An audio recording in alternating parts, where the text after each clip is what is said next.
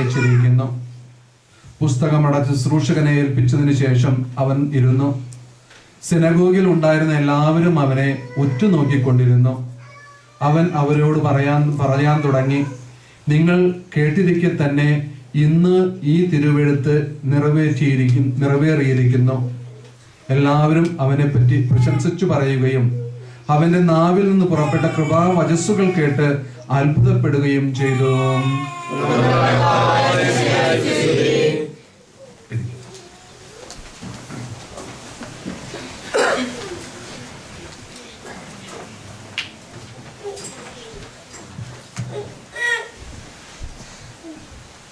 വിശുദ്ധ സ്നേഹമുള്ളവരെ,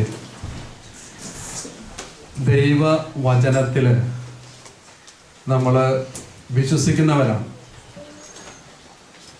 വിശ്വസിക്കുക എന്ന് പറഞ്ഞാല് ദൈവവചനത്തിൽ പറഞ്ഞിരിക്കുന്ന കാര്യങ്ങളൊക്കെ ശരിയാണെന്ന് മനസ്സിലാക്കുക. അതിൽ കൂടുതലായിട്ട് എന്തെങ്കിലും നമ്മൾ പ്രതീക്ഷിക്കുന്നുണ്ടോ? ഞാനൊരു വാചകം ഇന്ന് നമ്മൾ വായിച്ച ലേഖന ഭാഗത്ത് ഒന്നുകൂടെ വായിക്കുകയാണ്.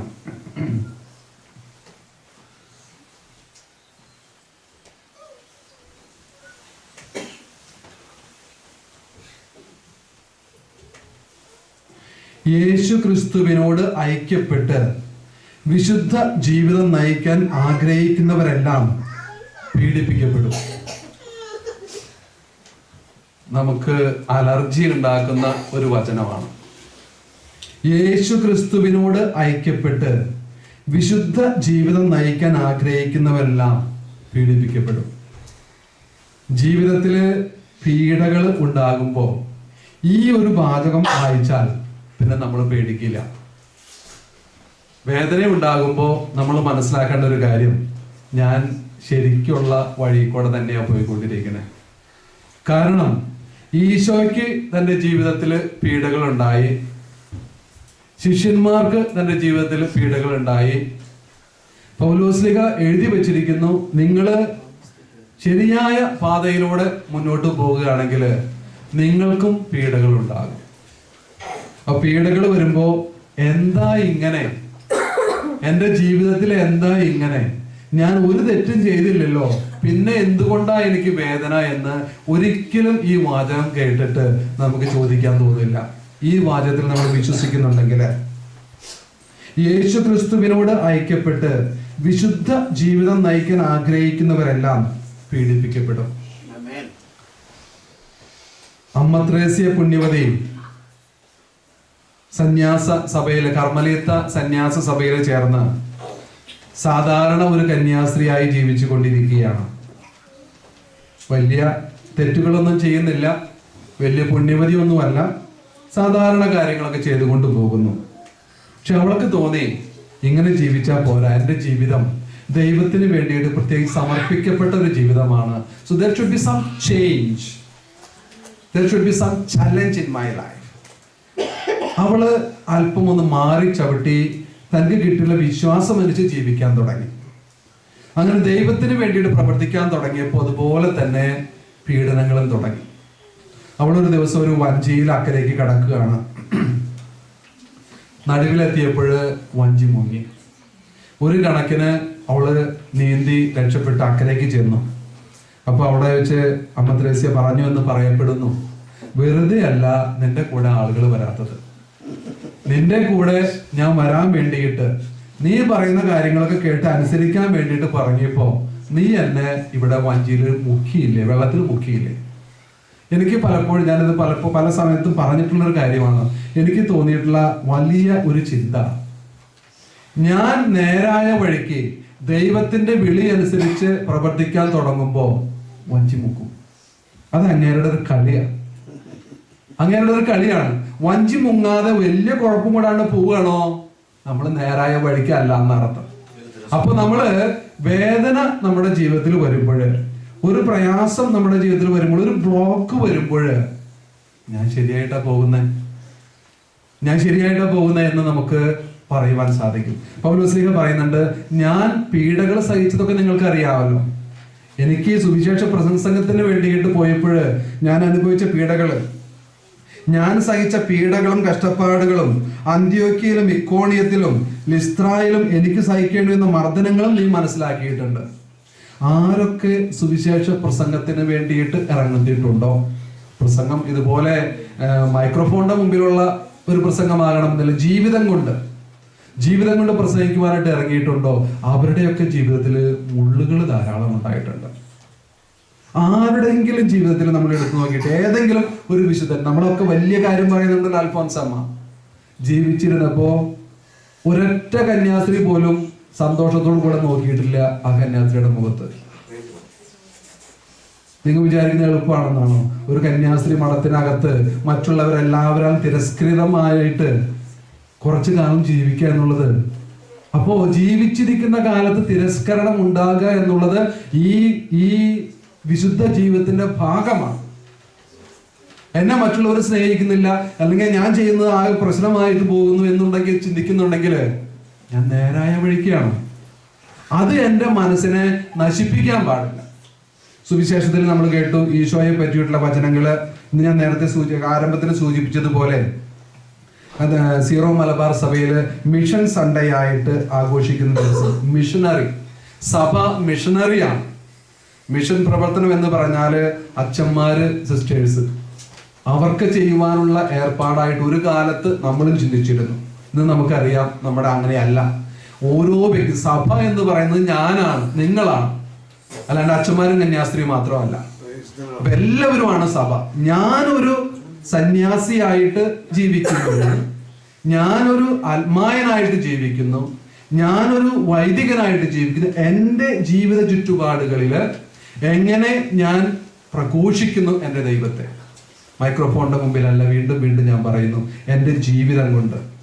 ആരോ പ്രസംഗിച്ച സമയത്ത് പറഞ്ഞത് കേട്ടു, ലോകത്തില് കത്തോലിക്ക സഭയെ മറ്റുള്ളവർ മനസ്സിലാക്കുക ഈ എഴുതപ്പെട്ട 4 സുവിശേഷങ്ങളെക്കാൾ അധികമായിട്ട് എന്റെയും നിങ്ങളുടെ പ്രവൃത്തികളാണ്. അതാണ് 5ാമത്തെ സുവിശേഷം. അപ്പൊ എന്റെ പ്രവൃത്തി നോക്കിയിട്ട് അവൻ നല്ലൊരു ക്രിസ്ത്യാനിയാണ്. ഈശോ തന്നെ പറഞ്ഞാൽ നിങ്ങൾ പരസ്പരം സ്നേഹിക്കുക, അതാണ് നിങ്ങളെ എന്റെ ശിഷ്യനാണെന്ന് മറ്റുള്ളവർക്ക് മനസ്സിലാക്കി കൊടുക്കുക. അപ്പൊ എൻ്റെ ജീവിതത്തില് ഞാൻ അനുഭവിച്ചറിഞ്ഞ ഈശോയെ എങ്ങനെയാണ് ഞാൻ പ്രഘോഷിക്കുന്നത്? എൻ്റെ കുടുംബത്തിൽ നിന്ന് തുടങ്ങി എൻ്റെ ജോലി സ്ഥലത്ത്, എൻ്റെ സമൂഹത്തിൽ ഞാൻ എങ്ങനെ എൻ്റെ ജീവിതത്തിൽ ഞാൻ സ്നേഹിക്കുന്ന, എന്നെ സ്നേഹിക്കുന്ന എൻ്റെ ദൈവത്തെ ഞാൻ പ്രഘോഷിക്കുന്നു? പ്രഘോഷിക്കാൻ വലിയ കടമയാണ് നമുക്ക്. പ്രഘോഷണത്തിന് പോയി കഴിഞ്ഞാൽ ഈ പറയുന്ന കല്ലേറ് കിട്ടും ചെയ്യും. വേണോ വേണ്ടയോ നമുക്ക് തീരുമാനിക്കാം. നേരായ വഴിക്ക് ദൈവത്തെ പ്രഘോഷിക്കണമെങ്കിൽ തീർച്ചയായിട്ടും പൗലോസിനെ ലഭിച്ചതുപോലെ മറ്റുള്ള എല്ലാ വിശുദ്ധർക്കും ലഭിച്ചതുപോലെയുള്ള തിരസ്കരണങ്ങള്, വേദനകള് നമ്മുടെ മുൻപിൽ ഉണ്ടാകും. അത് കണ്ടിട്ട് നമുക്ക് പേടിക്കാൻ പാടില്ല. അത് നേരായ വഴിക്ക് നമ്മൾ നീങ്ങുന്നു എന്നുള്ളതാണ് അതിന്റെ ലക്ഷ്യം. ജീവിതത്തിൽ വേദനയില്ലാത്ത ആരെയും നമുക്ക് കാണാൻ സാധിക്കില്ല. ഒരു തരത്തിൽ അല്ലെങ്കിൽ മറ്റൊരു തരത്തിൽ വേദനകൾ നമ്മുടെ ജീവിതത്തിൽ ഉണ്ടാകും.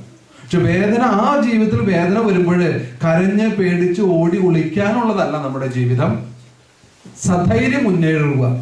നമ്മൾ പത്രോസിനെ കാണുന്നുണ്ട്, കാരാഗ്രഹത്തിൽ അടച്ചിട്ടപ്പോ അവിടെ പ്രൈസ് ദി ലോർഡ്.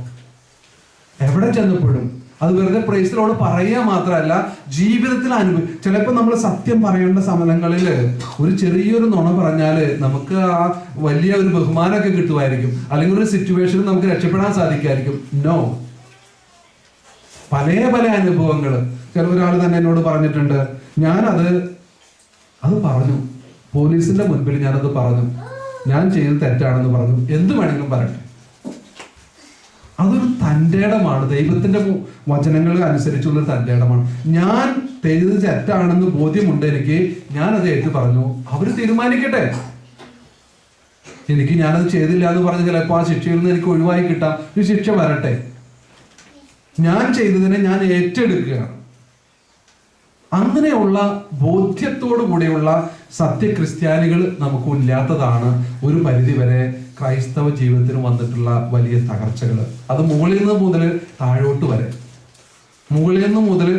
എന്ന് പറയുന്ന മാർപ്പാപ്പ മുതൽ അൽമായർ വരെയുള്ള എല്ലാ വ്യക്തികളിലും കാണേണ്ട ആ ഗുണം, സത്യത്തിന് വേണ്ടിയിട്ട് നിലനിൽക്കുവാനുള്ള ആ ഗുണം, അത് പീഡിപ്പിക്കപ്പെടും, വേദനിക്കും. അത് പൗലോസ്ലീഹ പറഞ്ഞിട്ടുണ്ട്, നമ്മൾ വായിച്ചു കേട്ടു, ഞാൻ പീഡിപ്പിക്കപ്പെട്ടു. അതിൽ സന്തോഷം കണ്ടെത്തുവാനായിട്ട് ഞാൻ ആത്മാർത്ഥമായിട്ട് എന്നെ വിളിച്ച എൻ്റെ ദൈവത്തിന്റെ മുമ്പിൽ ഞാനിത് പ്രഘോഷിക്കും. ഇത് എൻ്റെ ജീവിതം എന്ന് പറയുന്നത് 5ാമത്തെ സുവിശേഷമാണ്. മറ്റുള്ളവർ കാണുന്ന, മറ്റുള്ളവർ വായിക്കുന്ന സുവിശേഷം ഈ സുവിശേഷമാണ്, എൻ്റെ ജീവിതമാണ്. അത് മൈക്രോഫോണിന്റെ മുമ്പിലുള്ള പ്രസംഗമല്ല. എൻ്റെ അനുദിന ജീവിതത്തിൽ എൻ്റെ കുഞ്ഞുമക്കൾ എന്നെ കാണുകയാണ്. അവർ കാണുമ്പോൾ ഈ കുട്ടികൾക്കുണ്ടാകുന്ന വലിയൊരു ഡൈക്കോട്ടമി, അവരോട് ഒന്ന് നമ്മൾ പറയുകയും പഠിപ്പിക്കുകയും ചെയ്യുന്നു, അവർ സമൂഹത്തിലും മറ്റുള്ളവരുടെ ജീവിതത്തിലും കാണുന്നത് മറ്റൊന്നായിട്ട് മാറുന്നു. അവർക്ക് ഇത് ഏതാണ് ശരിയെന്ന് മനസ്സിലാക്കാനായിട്ട് സാധിക്കുകയില്ല. സമൂഹത്തിൽ കാണുന്നതിൽ നിന്ന് വ്യത്യാസമായിട്ടാണ് നമ്മൾ പഠിപ്പിക്കുക, നമ്മൾ പഠിപ്പിക്കുന്ന വ്യത്യസ്തമായിട്ടാണ് നമ്മൾ ചെയ്യുക, അവർ കാണുക. അത് വലിയ ഒരു പ്രശ്നമാണ്. പ്രത്യേകിച്ചും വളർന്നു വരുന്ന കുഞ്ഞുങ്ങൾക്ക് അത് വലിയ ഒരു ഉപദ്രവം ചെയ്യും. എൻ്റെ ജീവിതം ഒരു പ്രഘോഷണമായിട്ട് മാറണം, സത്യസന്ധമായിട്ട് ഞാൻ പ്രഘോഷിക്കണം. അതിന് അഡ്ജസ്റ്റ്മെന്റുകളൊന്നുമില്ല. ദൈവത്തിന്റെ മുമ്പിൽ ഒരു അഡ്ജസ്റ്റ്മെന്റും ഇല്ല. നിങ്ങൾക്കും പോകണം, നിങ്ങളും പൊക്കോ. നിന്റെ വചനം കഠിനമാണ്, നിങ്ങൾക്ക് പോകണം, നിങ്ങളും പൊക്കോ. ഞാൻ വെള്ളം ചേർക്കാൻ ഉദ്ദേശിക്കുന്നില്ല. ദൈവത്തിന്റെ വചനത്തിൽ വെള്ളം ചേർക്കാൻ ദൈവം ഉദ്ദേശിക്കുന്നില്ല. വളരെ പ്രയാസമേറിയതാണ്, വളരെ പ്രയാസമേറിയതാണ്. എന്നാൽ ആ പ്രയാസത്തെ മുന്നോട്ട് എടുക്കുവാനായിട്ട് എൻ്റെ ജീവിതത്തിൽ ദൈവം സഹായിക്കും. എന്നെ കൂടെ നിങ്ങൾക്ക് ഒന്നും ചെയ്യാൻ സാധിക്കില്ല, അപ്പൊ ദൈവത്തെ കൂടെ എനിക്ക് എല്ലാം ചെയ്യാൻ സാധിക്കും എന്ന് ബോധ്യത്തോടു കൂടെ, തയ്യാറെടുപ്പോടു കൂടെ മുന്നോട്ട് വരികയാണെങ്കിൽ he will be there always. ലോകാവസാനം വരെ ഞാൻ നിങ്ങളുടെ കൂടെ ഉണ്ടായിരിക്കും. ഒരു ചലഞ്ച് ദൈവം നമ്മുടെ മുമ്പിൽ നൽകുകയാണ്. Are we ready to accept it? ഒരുപാട് വിഷമം ഉണ്ടാകും. ഈ പറയുന്ന സുഖമൊന്നും ഉണ്ടാവില്ല. എനിക്കും നിങ്ങൾക്കും കാണുവാനും കേൾക്കുവാനും പറയുവാനും ഒക്കെ ജീവിതത്തിൽ ഒരു വിഷമം വരുമ്പോൾ, ഒരു പ്രയാസം വരുമ്പോൾ, എൻ്റെ സ്വന്തം സഹോദരൻ, ഞാൻ ഇത്രമാത്രം സഹായിച്ച എൻ്റെ സഹോദരൻ സഹോദരി, എൻ്റെ പാരൻസ്, അവരൊക്കെ എന്നോട് വെറുപ്പ് പ്രകടിപ്പിക്കുമ്പോൾ ഈ പറയുന്ന സ്നേഹം ഉണ്ടാകില്ല. അതിനെ വെറുപ്പോടുകൂടെ എനിക്ക് എതിർക്കാം. അങ്ങനെയാണെങ്കിൽ ഞാനൊരു ക്രിസ്ത്യാനിയായിട്ട് ജീവിക്കാൻ സാധിക്കില്ല. ജീവിതം പ്രഘോഷണമായിട്ട് മാറ്റുക. ഇന്ന് നമ്മൾ ഈ മിഷൻ സൺഡേ ആഘോഷിക്കുന്ന അവസരത്തിൽ നമുക്ക് ചിന്തിക്കാം, എൻ്റെ ജീവിതത്തിലുള്ള ചലഞ്ചസ് അത് ഏറ്റെടുക്കുവാൻ ഞാൻ തയ്യാറാണോ? കൊച്ചു കാര്യമായിരിക്കാം, ആ ഒരു കൊച്ചു കാര്യത്തെ ഏറ്റെടുത്തുകൊണ്ട് നമ്മൾ കഴിഞ്ഞ ദിവസങ്ങൾ കേട്ടതുപോലെ ദൈവം തന്നെ വെളിപ്പെടുത്തി കൊടുത്തു. ഈ ശിശുവാണ് ദൈവത്തിന്റെ മകൻ. അതാണ് ധനഹ തിരുനാൾ. ധനഹ എന്നുള്ള വാക്കിന്റെ അർത്ഥം തന്നെ എങ്ങനെയാണ്? മാനിഫെസ്റ്റേഷൻ. ദൈവം, കാരണം ഈ ശിശു, ഈ പുൽക്കൂട്ടിൽ കിടക്കുന്ന ശിശു ദൈവമാണെന്ന് ദൈവം പറഞ്ഞാലേ മനുഷ്യർക്ക് മനസ്സിലാവുള്ളൂ. ദൈവം പറഞ്ഞില്ലെങ്കിൽ ഈ ശിശു ദൈവപുത്രനാണെന്ന് മനസ്സിലാക്കില്ല. അതുകൊണ്ട് ദൈവം നക്ഷത്രം വഴിയായിട്ട് കാണിച്ചു കൊടുത്തു. അതുപോലെ തന്നെ മാമോദിസ സ്വീകരിച്ച സമയത്ത് this is my beloved sun. എന്നെ പറ്റി അങ്ങനെ ദൈവത്തിന് സന്തോഷിക്കാൻ സാധിക്കും. This is my beloved sun, this is my beloved daughter. It's not very easy, it's very, very difficult.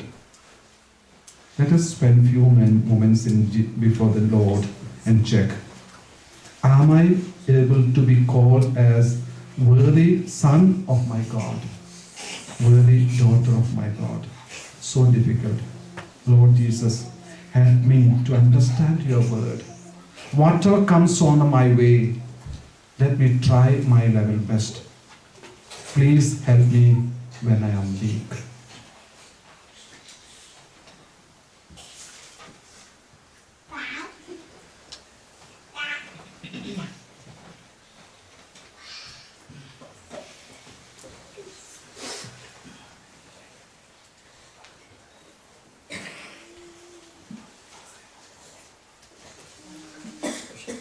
എന്നെ ഇവിടേക്ക് വിളിച്ചു കൊണ്ടുവന്ന ദൈവത്തിന് എന്നെ പറ്റി വലിയ പദ്ധതികളുണ്ട്.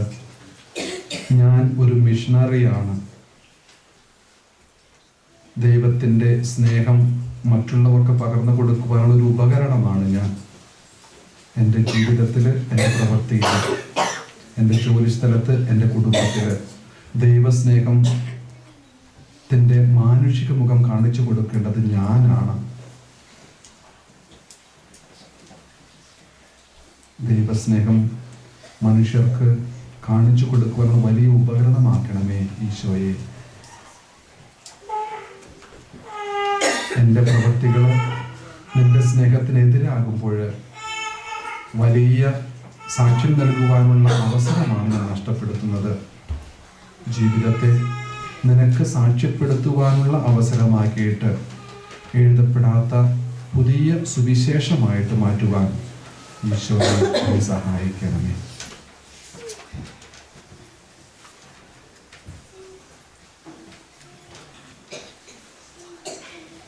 നമുക്ക് എഴുന്നേറ്റ് നിന്നുകൊണ്ട് സമൂഹ പ്രാർത്ഥന ചെയ്യും.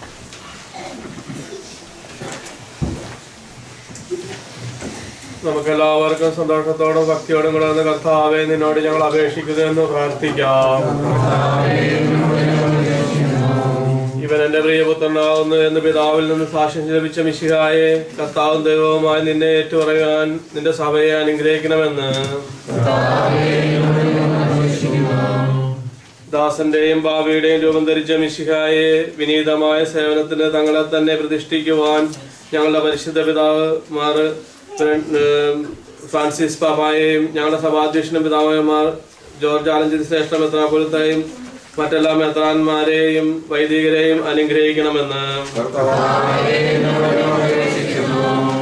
യോഹന്നാനിൽ നിന്ന് മാമോദീസ സ്വീകരിച്ചുകൊണ്ട് സകല നീതിയും പൂർത്തിയാക്കിയ മിശിഹായെ, ഞങ്ങൾക്ക് നൽകപ്പെട്ട പുത്ര സ്വീകരണത്തിന്റെ അരൂപിയിൽ അയൽക്കാരെ സ്നേഹിക്കുവാനും ദുഃഖിതരെ ആശ്വസിപ്പിക്കുവാനും ഞങ്ങളെ ശക്തരാക്കണമെന്ന്